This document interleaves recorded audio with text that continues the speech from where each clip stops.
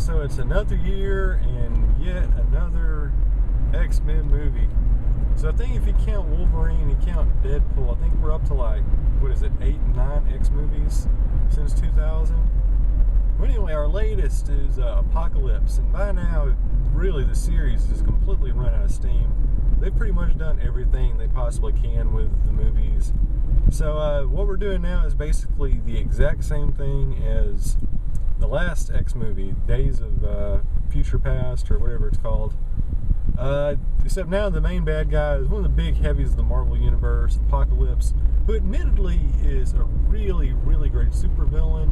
Except this time around, they kind of, I don't know, it's just not the best representation of the character.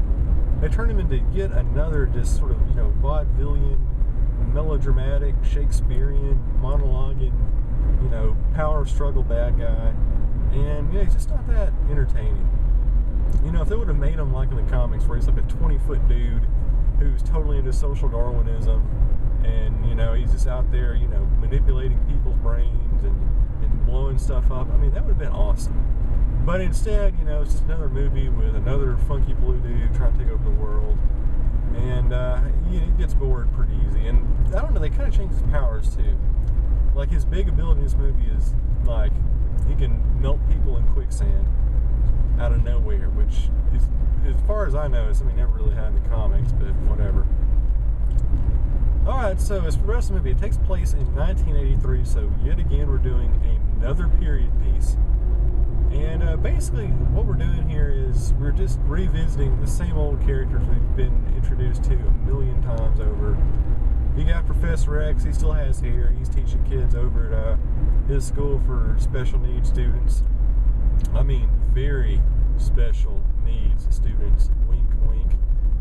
And you got Magneto, he's over there working in Poland, he's living under an assumed name, and he's still having flashbacks about the Holocaust. And, you got 45 billion different characters in the movie. You got Nightcrawler walking around wearing a Beat It Michael Jackson vest. You got Angel who's running around fighting people in UFC matches in Germany. You got that one girl from Attack of the Show playing Psylocke, who doesn't really do anything in the entire movie at all. It's crazy.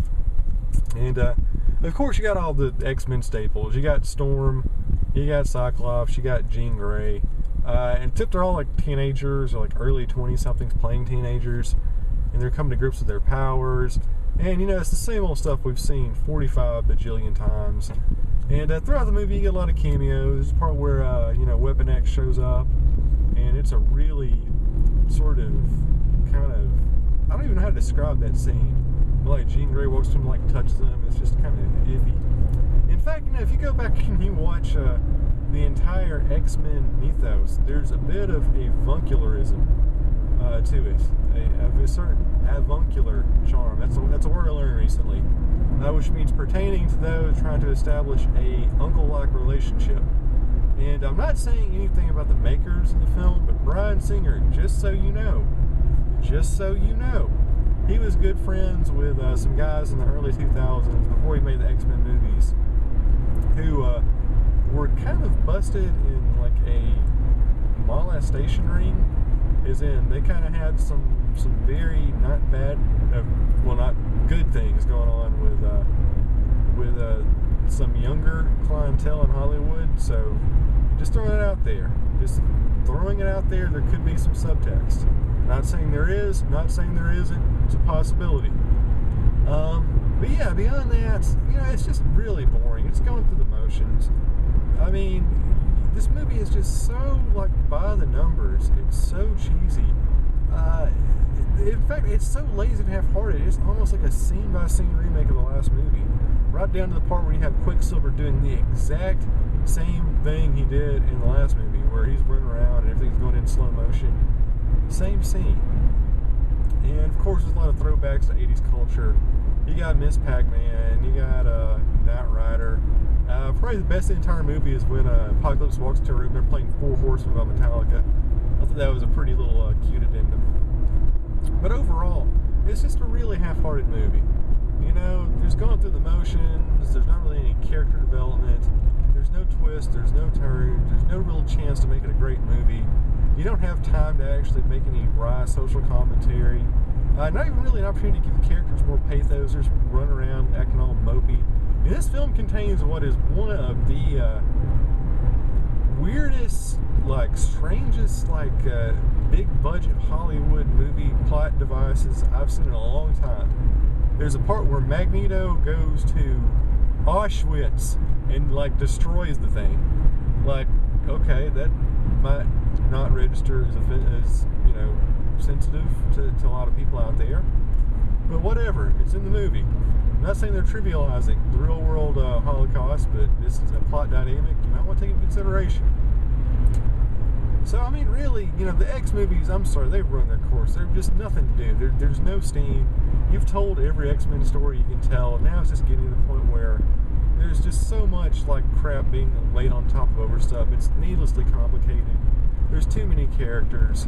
I mean, you can only tell the whole Magneto, Professor X, Malcolm X, Martin Luther King civil rights allegory, you know, so many times before he gets bored and heavy-handed and just completely just not even interesting anymore. And the movie kind of sets up yet another sequel. Looks like this time we're going to have Mr. Sinister. And a lot of these characters, I mean, like Jennifer Lawrence, you can tell she's just so bored in this movie.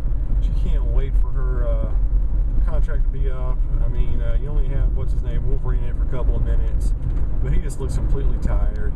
And the entire gamut, the apocalypse porn, you ever seen Birdman, what I'm talking about, has run its course. And this is a film I think is just about as bad and lifeless and pointless and laborious and a chore to sit through as Batman vs. Superman. It takes itself too seriously. There's just too much stuff going on, and it's just not fun. I mean, there's no fun to it anymore. You're not enjoying it. It's not like Civil War. It's not like Deadpool where you have like a sense of playfulness to it. It's just too heavy-handed, too self-righteous, and just too full of itself. And we're going to get a couple more of these X movies, but hopefully they'll make less and less money, and eventually we'll get people making good movies again, because quite frankly, this one is just bad filmmaking all across the board.